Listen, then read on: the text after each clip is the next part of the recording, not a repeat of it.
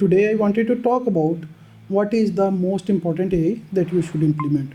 So basically a lot of people come in and they ask a question that where should we start our AI journey from, as a person or as a company. So and they want a right answer. They want an answer like, hey, you should do this or you should do that. But a problem with that is for each person, the implementation of AI is different, and for each organization and each company, AI should behave a little bit differently. As an example, if you are a MedSpa owner, then for you, you should start automating tasks that are important for your organization. For example, you should start running and seeing how Google Ads can be run with the help of automation, or how SEO can be made better with the help of automation. In the similar way, if you are running an e-commerce company, your first priority might be ads and it might be something else. So it totally depends upon what type of company are you running. If we are talking about individuals, each individual should always try to replicate itself with the help of AI. So basically that is correspondingly the digital twin that people talk about a lot nowadays. But the issue with that is a lot of people spend a huge amount of money for doing that. They buy their private servers and then they start running different type of agents, doing this, doing that. One is running emails, one is doing that one. So there is a whole bunch of things that they are doing, and at the end of the day the spend is like $10,000, $15,000. That does not make sense.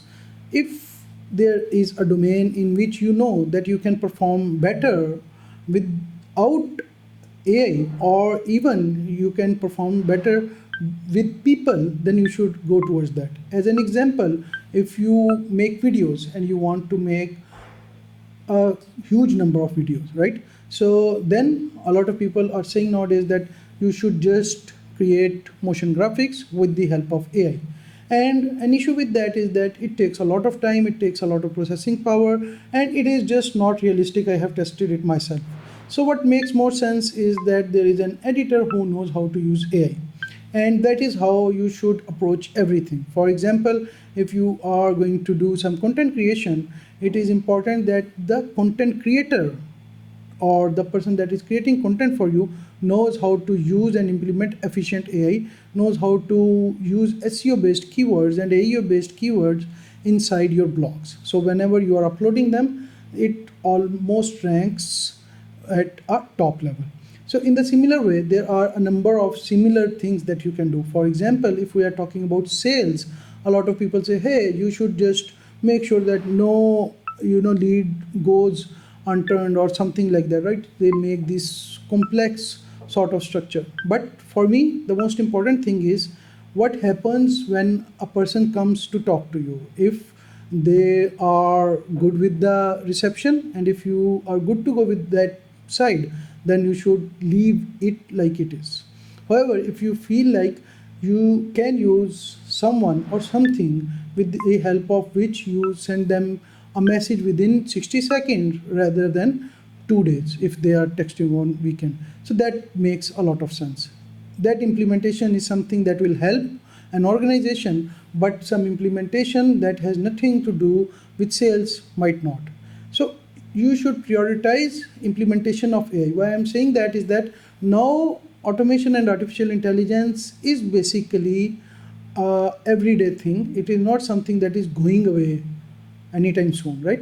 So every company and every person should approach it as a technology that is going to be with you forever. So when that happens, the most important thing is you start by something, you start small, and then gradually you keep on adding more things into your AI arsenal. At the end of the day, your goal should be that every person or that is working for you is using AI.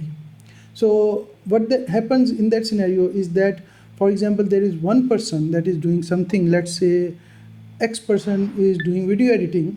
With the help of AI, X person can do video editing for 3 or 4 people, right? So that is where your competitive advantage comes in, not replacing X. So if you are going to replace X, then it creates a lot of hassle for you, because then you will have to see the video editing process by yourself.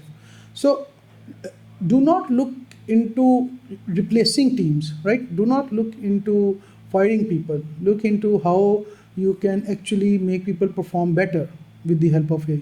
And that is where everything comes in. When I'm working with clients, the most top type of clients are those who are actually involved in the process as well. And one thing that I'm sure is that when you are using AI, you do get a lot more visibility than you get without AI, right? Into your ad spend, into your SEO, into your AEO, and a lot of other things. So, what happens after that is that with the help of that visibility, you are able to make more informed decisions. So, yeah, that's what I wanted to talk about, that you should always prioritize the sort of AI which is important for your organization, not whatever is trendy, right? If everyone is sending 10,000 SMS, then you should send 10,000 SMS. That's not how it works.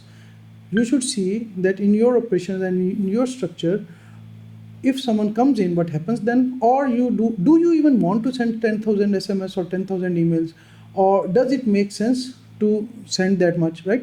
So those are the questions that you need to ask, and always try to have a small auditing before actually implementing something you in an organization, right?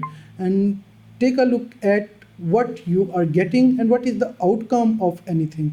So the times are gone when you used to blindly trust any technology, whether it is AI or something else. Don't trust blindly, and do not, quote OpenAI or anything like that. You should always look into your organization and see how this organization can perform better. So that is your goal, not some AI race that you are losing. You are not in any race like that, and you are in a race of getting more clients, and you are in a race of having satisfied clients. So that is what your objective should be as a small organization, or even at a medium scale as well, right? So that's it. Other than enterprises, those are the things that you should be worried about mostly. So this is it for today. Thank you very much.